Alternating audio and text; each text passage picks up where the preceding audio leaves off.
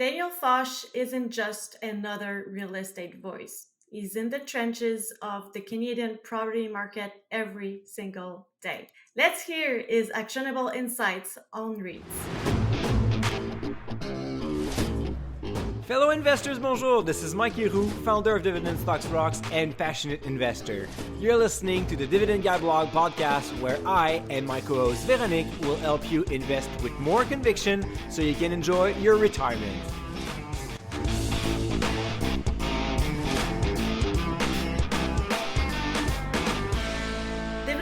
Investors, bonjour, Vero here, and you're listening to the Dividend Guy blog podcast. I'm happy to introduce you to Daniel Foch, co-host of the Canadian Real Estate Investor podcast. Daniel has evolved in the real estate market in Toronto from a young age through the family business. He has grown a strong presence on X, YouTube, and of course with his podcast. So we'll use his knowledge today to better understand what to expect from REITs in Canada in 2025 and in the next couple of years. I'm also intrigued by his use of AI in the real estate brokerage, so stay tuned. It should be an interesting episode. Daniel, thank you so much for being here. I'm glad to have you on the show. I'm curious, have you ever had a real estate investment that didn't go as planned? And what did you learn from that experience? Yeah, real estate investments very rarely go as planned, right? There's so much operational risk with it. I would say that's probably like the biggest reason why somebody might want to invest in a REIT rather than direct investing in real estate. If you want real estate exposure, you can usually get a better return from doing it yourself. Like if you buy the property yourself, but that comes at a bit of a cost, which is that you have to do work to do it, right? So I say like the biggest thing that a lot of people don't realize with real estate investing is it's like a lucrative job. It's like a very, very lucrative side hustle. It's not necessarily an investment per se. So I would say the majority of investments that I've done have almost always yielded more work than I anticipated.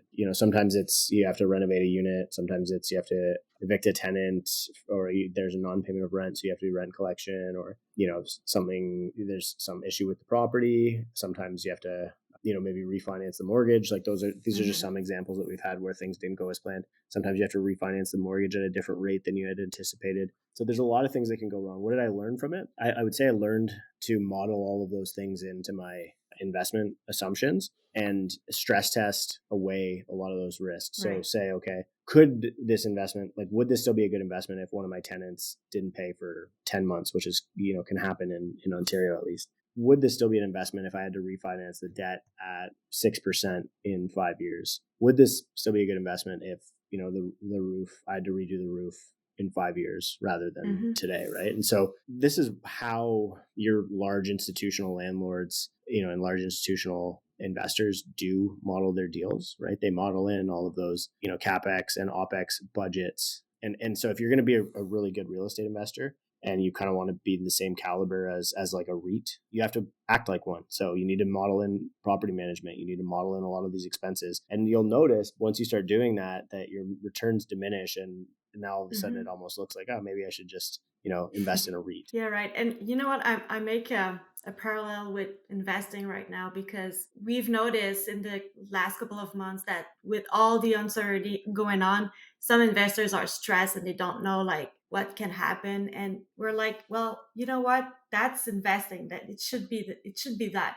It's not because during the last 15 years, nothing big happened that it will never happen again. So it's pretty much the same thing with real estate, right? You can't take anything for granted. Yeah, 100%. We're in such a fortunate position to even be investors, right? Having capital to be able to invest would put you in the top 1% of the global wealth, right? So yeah, we have to deal with a little bit of stress. I would say it's pretty nominal in comparison to what most people would have to deal with. Right. Okay, so let's now dive into maybe the hard stuff. Of course, we record this in advance, but we can't ignore the current threats our economy faces with tariffs and the overall political tension this year in Canada. So how do you think it will impact house owners or real estate investors? Yeah, so it's a really good question. I think House prices is really going to be dependent on what industries the tariffs impact. So there are certain concentrations. Right now we have steel and aluminum tariffs, right? So we would see a disproportionate impact in Sherbrooke, Quebec, or in Hamilton, Ontario. Or I guess it wouldn't be the aluminum valley there. Yeah, I guess that's Sherbrooke, right? So, those areas would be more disproportionately impacted right now. But when it was blanket tariffs, we thought it would be St. John's, Brunswick, where the primary industry is oil refinery, or in Calgary, where the primary industry is oil extraction. The auto sector tariffs would have a disproportionate impact on the 401 corridor from, Montreal to Windsor in Ontario. I think that it really depends on where Trump lands. And so I would encourage people to look at the research. Probably the two best research reports that I've seen on this would be, one was by Oxford Economics. I can't remember who the other one was by, but I'll look it up in a second and tell you. But if you just Google which cities would be most impacted by tariffs, you'll find the two reports. And that's probably the best way I would encourage people to think about that. From an industry perspective, I think it's still a coin toss, right? Like when you're thinking outside of housing and more in other real estate.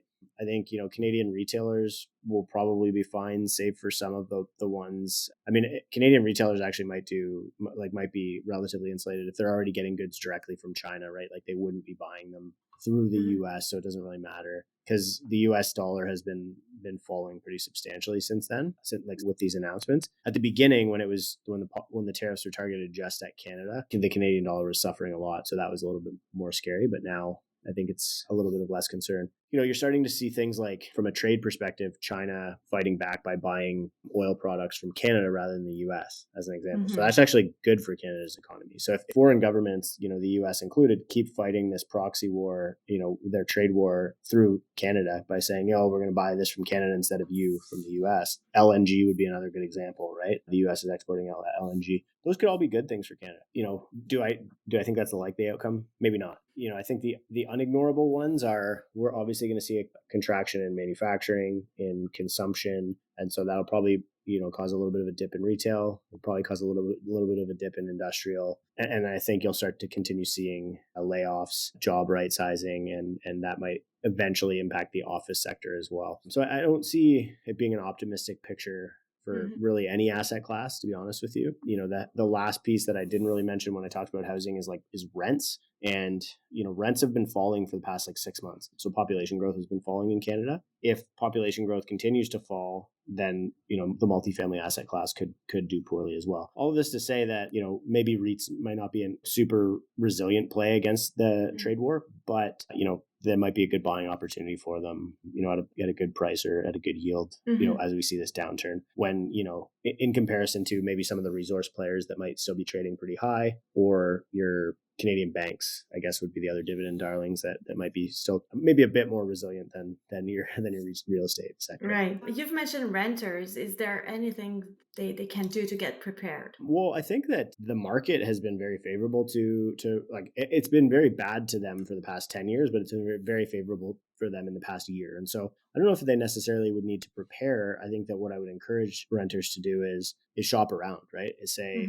can I go get a unit for less than what I'm paying right now? Because if you can reduce your costs, and that can be more money that you could save to invest or whatever it is, then that's going to be a win, right? And I think we're getting to a market where rents are creating that opportunity. Okay, so do you think it will change, your scenario here? Do you think it will change REIT's portrait, in a long-term perspective, or should investors just hold and wait, knowing that it's temporary? Yeah, I don't necessarily think it'll change. I think the only asset class that I really could see changing in the long term is office. And to be honest, I mean, there's so few pure office landlords in the Canadian REIT space that I wouldn't really be that concerned. And even the ones who are mostly allocated to office, these are downtown center ice assets that can easily be repurposed. Not easily, that's the wrong word to use, but they can be repurposed into other mixed use concepts. Doesn't have to be residential, right? That's the one that everybody wants to go to. But if you think about your Allied REIT as an example, they have an asset class of their own. They have this, they call it Class I. It's all your brick and beam old industrial warehouses, and they've been very active in the development space with their project The Well QRC West as well. So, even if you think of like a RioCan as an example, these are retailers who, they own, retail was basically, it turned out to be a great covered land play, right? You have land and then you have a yielding building on it. And then those buildings become obsolete. And now you have, 30 acres in a prime location that you can build a master plan community. And that's where you're seeing RioCan Living evolve, or all of these shopping mall owners, pension funds that own, Square One Mall or Yorkdale, they're developing high-rise towers all around this, right? And so I don't necessarily, I think the long-term outlook for real estate in Canada is fine. I think the short-term turbulence will present a buying opportunity. I think most people who are investing in dividends don't really want to trade in and out of the market. And so I would encourage them probably just to stay. I mean, like by the time you account for switching costs, the headaches and stress and all of that stuff, you might as well have just held on to it, right? Like, trading is a job, investing is investing, right? Right. You're correct on that. I wouldn't agree more. Hey, dividend growth investors. This is Vero. Mike is currently taking a sip of water, which gives us 10 seconds. And I literally mean 10 seconds to grow the podcast together. Go on Spotify or Apple Podcast, hit pause, and then under our logo, you'll see two very interesting buttons. One to subscribe, hit that subscribe button now. And then give us a 5-star rating. Our goal is to help more investors just like you. So please spread the love. Thank you. You're talking about buying opportunities, but my point of view is that only if we pick the right companies, because during times of uncertainty, the worst one are not going to adapt while the best one will. So based on your experience, what's a well-managed REIT stock?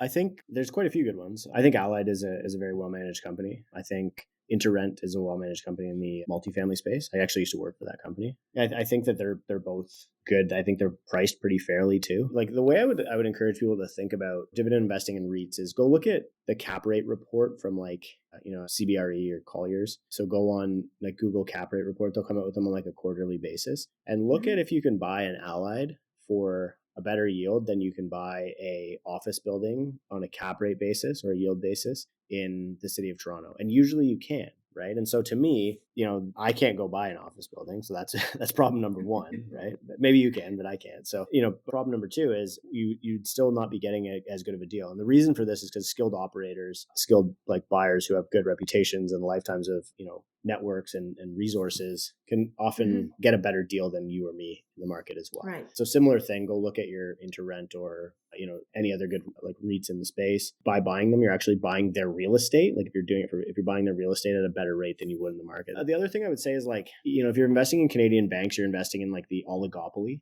right? Like this entrenched, economic problem in Canada realistically, but you can do that in the same way with a real estate play if you buy Choice, right? Or any of the grocery store REITs as an example, right? And so I think that there's a ton of opportunity in REITs in Canada. The ones that I would stay away from are the ones that probably look like they don't have a strategy for repositioning their assets. They're hemorrhaging cash, or you're starting to see some even having to take on more debt. REITs are capped in how much debt that they have to hit. And if they're starting to raise capital and stuff like that, then I would say probably that's where you want to be a bit more careful. I guess the other side of it is, and in the US, you see these things called mortgage REITs. In Canada, we have mix, right? Underwriting mix, like, because they can be great dividend producing. That's where you really want to start looking at your delinquency rates on mortgages, right? And that's a whole different side of analysis, but that's the one I would really be carefully treading into. I think there will be good entry points for a lot of these mix in Canada, but it is definitely a high risk market right now with delinquency rates rising.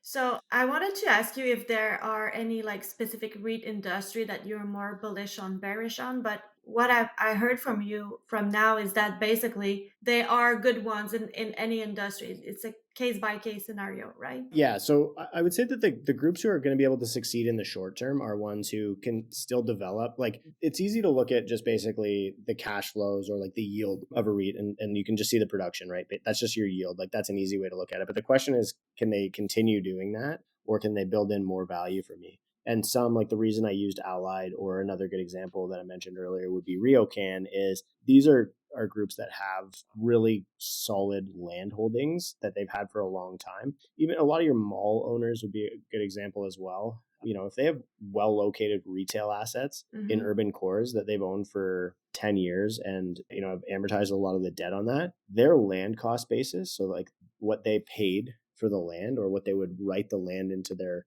development pro forma, is way lower than anyone else in the market. And this is the reason why the only people you're seeing launching condo projects or developing buildings right now, for the most part, are a lot of these people who own retail or owned retail. So your RioCan's launch of RioCan Living is a really good example, where they started adding these towers to their retail areas. It introduces, they get double, right? So they get the new income from the residential, and they get more income from the commercial, because their tenants now have 1,000 people living in this tall building next to the mall, where they can go and shop around. And given, like, Toronto's market is the easiest one to really see this gap. Toronto has like 40,000 units completing this year, and then 20,000 next year. So right for the next 2 years, we probably have a bit of an oversupply of condos. But then after that, because the market's been flat for 3 years, we have no condos being built. And you're starting to see in a lot of cities across Canada, a lot of purpose-built rental housing being built. But in Toronto's market, that's not economical. So not a lot of guys are building purpose-built rental. What this means is only the people who can make it economical are doing it. And that often tends to be the people whose land cost is way lower. So I would look to the folks whose holdings look more like a development pipeline than just a yielding building for that kind of growth opportunity. Yeah. All right. Very interesting. So now there are some REITs that have been puzzling investors for a while. We have like questions about them during every webinar. So I'd like your take on them. So what do you think of Granite REIT, grt.un.to? It's an industrial REIT. It shows excellent fundamentals, but not much stock price appreciation since 2022. So do you know that REIT, and what do you think of it? I think that Granite's mostly all Magna's stuff. I would say that, my fear with them would be tariff vulnerability, number one, which I think anybody could see from the outside looking in. I think that, you're not going to see, like, this is a good example of kind of what I just mentioned. You're probably not going to see a lot of value being built into a portfolio that was built out of the industrial holdings of one auto parts manufacturer, right? Like, that, if anything, that being a sophisticated industry with more and more automation and decreasing workforce and maybe running different shifts, their industrial footprints per widget that they're producing is actually probably shrinking, right? It's not like an Amazon where they need to house more and more stuff. And so that's probably the answer, is like, they have a really reliable revenue stream from, one of the biggest companies in Canada that's paying them rent, but they don't have a ton of opportunity to expand beyond that, because we're not really growing our auto parts manufacturing industry in Canada. And so they're not growing the number of tenants that they're attracting in that regard. So less of a growth opportunity, but more of just, consistent yield. But if they continue to maybe diversify their portfolio of real estate, would that make sense? Yeah, I would say, I think they do have some excess land on some of their industrial where they could add new tenants or lease out to other groups or whatever, but it depends if it's within their fund strategy to do that. And I would say the fact that they haven't really grown a ton, it would argue that it's probably not within their strategy to go too far out of scope, right? And what about City REIT? It's like, problem is pretty much the same. It's directly related to Canadian Tire. So is it more of a threat or a strength to you? So, I mean, Canadian Tire is a really good example from my perspective of like where you'll really see consumption suffer in Canada. And I think Hudson's Bay was probably the first canary in the coal mine on that one, although I think that was like on a shaky foundation for a while. Canadian Tire, I mean, I'm of the opinion that Canada is that we're probably already in a recession. We're in the first quarter of like an actual technical recession. And we've been in, per capita decline of GDP for the last, 5 years. And those things materialize in less consumption per person. Now, our population's been growing in Canada. So you haven't noticed it on retail because there's more people. Even if each person is spending less, there's more people. Now our population isn't growing as fast either. And so consumption, my guess would be, you can already see retail consumption falling, retail GDP falling. I think that's going to show up in Canadian Tire, earnings at a certain point. And I would think you get a little bit more insulated by holding the REIT of it.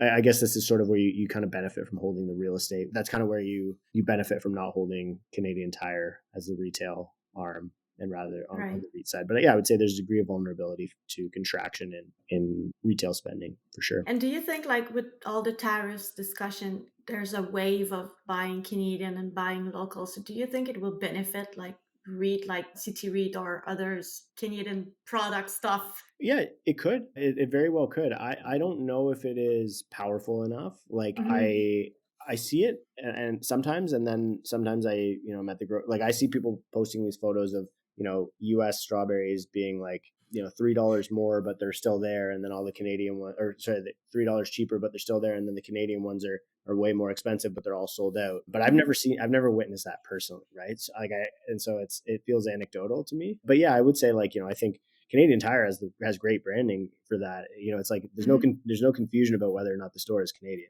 right? Right. And so I think could we see that? Could we see a shift from your your Home Depots to your Rona Plus, or your Walmart to Canadian Tire for some consumption essentials this summer? Yeah, probably. I think it would be a nice thing to see for sure. I'd love to see Canadians supporting Canadian businesses. Right. Listeners, let's empower you in the investment world with our free Dividend Rockstar list, which includes stock ideas with positive dividend triangles. How does the list help investors, Mike? Vero, we survey regularly our members and our readers, and we ask them what are their biggest struggle. And one that keeps coming back is really the buy struggle. Most investors don't know what to buy, they don't know when to buy it, and the Rockstar list will help them grow a little bit more their conviction, because that list of stock will just include companies that show great financial metrics. Of course, you cannot start by picking them blindly, but it's a pretty good start to make sure that the company that you're about to read and know their business model is actually a business showing revenue growth, earnings growth, and dividend growth. The way I use it usually is I will filter it by sector to identify a sector that I want to have more exposure to, and then I just look for companies that have the strongest dividend growth model. To download the list, enter your name and email at thedividendguyblog.com/rockstar. Again, hit pause now and go to thedividendguyblog.com/rockstar. And finally, with the rise of AI, how do you see the future of data center REITs like Equinix, maybe, for example? Yeah, I think this is an opportunity for Canada. Like, this is where one of the things that I think that I hope whoever is in our next government really, really thinks long and hard about the role that Canada can play in AI compute and data centers, because we're cold climate. So we have, the cooling needs, because one of the biggest issues with these data centers is heat, right? So they put off a lot of heat. So cold climate allows us to keep these buildings cooler for cheaper. And we have a lot of electricity. We generate like the majority of electricity for North America. I could be wrong on that, but I think you're right. And a lot of it's renewable, right? So if you're starting to get a lot of those ESG principles trickling into that kind of data center space, if Amazon wants their AWS to be running on renewable, well, they can go to Quebec and get hydropower, or, the same thing from Ontario, or pretty much anywhere in Canada, right? Labrador City is like another big one. And so, like, from my perspective, I think this is somewhere that Canada could be really competitive. And I would expect that we'll start to see a lot of those players actually playing in the Canadian space, especially if the Canadian dollar remains weak against the US dollar, and they can come and buy Canadian real estate at a discount and operate Canadian real estate at a discount. And they're selling that same product, because the product's not like, it's not a product that you have to ship across the border, right? It gets shipped in a wire from the data center to the customer. So the infrastructure, once it's done, can be very lucrative. So yeah, I'm really optimistic in the potential for AI compute in Canada. All right. So when we chatted for the episode, and you already mentioned them earlier, you told me that you were interested in banks. Of course, they are directly related to the real estate market, but from a real estate investor's point of view, which Canadian banks make the best investments and why? I mean, I would really look most at their mortgage book, because I think that that's where their biggest exposure is. Like, I wouldn't really look at their actual real estate holdings. I feel like that's pretty nominal part of like their whole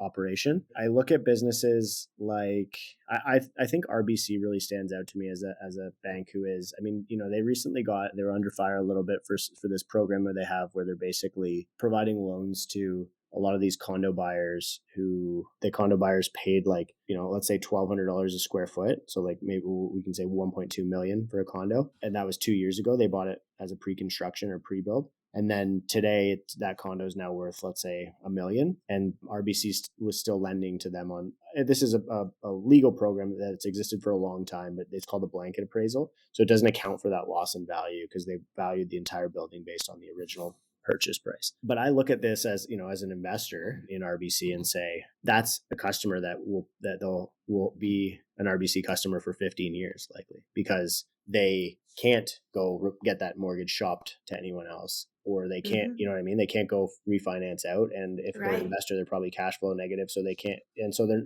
like, to me, one of the biggest challenges well, exactly. And one of the biggest challenges with banks is cost of customer acquisition, right? And so if you get a mortgage customer, now all of a sudden they're getting a bank account with you to pay the mortgage through, and it's easier to sell them investments and the TFSA and the whole package. And if you get that customer for 15 years, that's really sticky from my perspective. So I think it was, they're probably the only bank who could do this at scale because they have a really strong book and they can afford to take the risk of that underwriting risk that some of these loans may go delinquent. Probably my guess is that more likely to go delinquent than the average loan. But the benefit is in 10 to 15 years, they paid a lot less for the past 2 years of mortgage terms than the average bank would. So that's one example, I would say, from an investment perspective. I think Scotia would be like the most aggressive lender to help real estate investors scale. So most real estate investors would know that if they want to go get, I think up to 10 investments before Scotia really starts like kind of saying, this is outside of what we're able to do. All of that being said, there are like quite a few new capital controls that have happened through OSFI on mortgages that are worth thinking about as well. So they have to change their portfolio level loans, reduce a little bit of debt exposure to investors. And so I think that space is evolving for sure. And I'm curious, what do you think about National Bank? Because it's been Mike's favorite banks like forever. I own it in my portfolio. I also own RBC. So do you have any thoughts on it?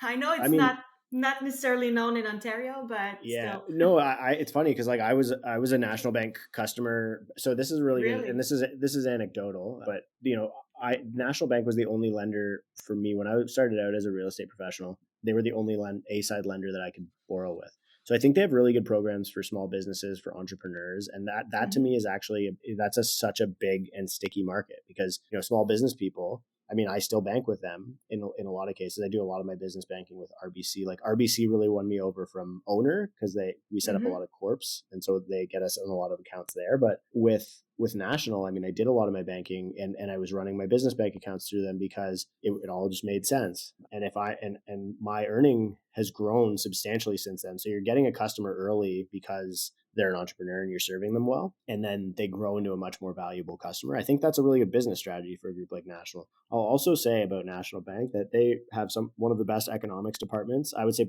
if not the best economics department in Canada. Maybe I like RBC as well. And I don't mean to keep going back to them, but Frances Donald was like a huge acquisition for them. She's their chief economist now. She was at Manulife before. So that was a big win for them. But I think those two economics departments are doing amazing work. And National Bank, I use at least one chart from National Bank per week on my social media. So they're really good in that regard. Okay, so let's end with a topic we both enjoy, AI. We have been using trained ChatGPT with Mike to improve efficiency greatly, I must say. So, and we're also currently integrating it to Dividend stocks. So you did the same pretty much with brokerage firm. Sorry about that. How does it work and how does it improve your client's experience? I think the big way it improves the client experience for real estate professionals is realtors are really bad at following up with their clients, whereas AI is very good at following up with clients. So I think customer service gets a lot more consistency,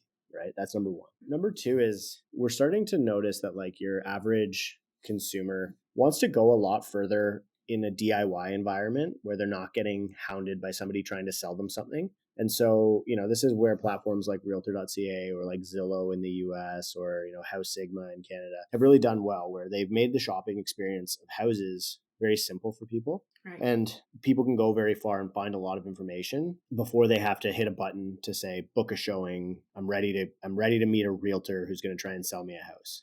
And so what we want to do is really let the consumer get as far as they possibly can in an environment that's comfortable. And AI has really made it easy to do that because it can answer questions. Like I think the primary function of an agent is getting a lot of information for people and aggregating it and then helping them make decisions. And AI can do that way better than I can do it. And I'm pretty good at it. So if AI can do that better than me, then, the customers get a better experience in the kind of the infancy, like when they're just starting out. What's my land transfer tax? Where should I go for a mortgage? How much mortgage can I afford? All of those questions that an agent can often coach you through. I think AI does a better job at it, to be honest with you.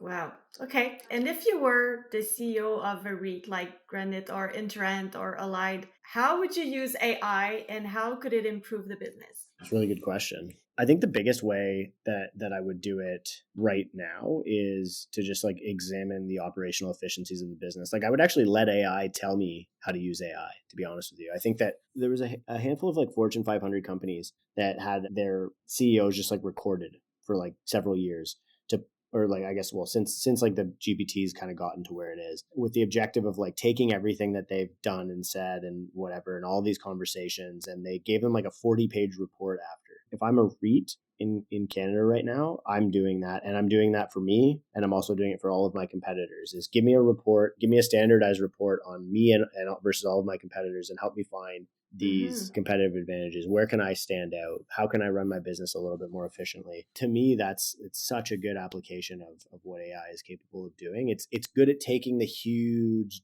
world of data that, let's be real, only the person who wrote the prospectus or these annual reports has read that report, and maybe they even haven't. You know what I mean? Let the computers do that for you and for all of your competitors, and come back to you with some key points that you can actually action on, because it's really good at that. It's good at parsing, it's good at sorting data, and it's good at prioritizing stuff. Okay, Daniel, let's make this as easy as possible for listeners, because we've discussed so many things. How would you summarize what investors must consider regarding REITs for 2025 and for the next couple of years? I think the big thing that stands out to me is whether or not they have development potential, to be honest with you. If they have excess land that can be developed to maximize shareholder value and improve future yield, I think that the most important thing for looking at REITs right now.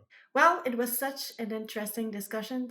Thank you so much again for accepting the invite. It was a pleasure to have you, Daniel. Thanks for having me. Appreciate it. We'll have to do it again sometime. Yeah, sure. Listeners, I hope this episode has helped you approach REITs with more confidence. For the show notes and the links to follow Daniel, visit thedividendguyblog.com/232. If you enjoy this podcast, hit pause and click the subscribe button underneath our podcast logo to avoid missing any episode. If you'd like to appear on the show, message me on the Dividend Guy blog Facebook page or the Dividend Guy on X. And until next week, remember to stay invested. Hey fellow investors, it's Mike here. I hope that you have enjoyed this episode. Please note that the Dividend Guy blog podcast is at no time issuing buy or sell recommendation. Please do your own due diligence, as this podcast is recorded for information and hopefully fun purposes only.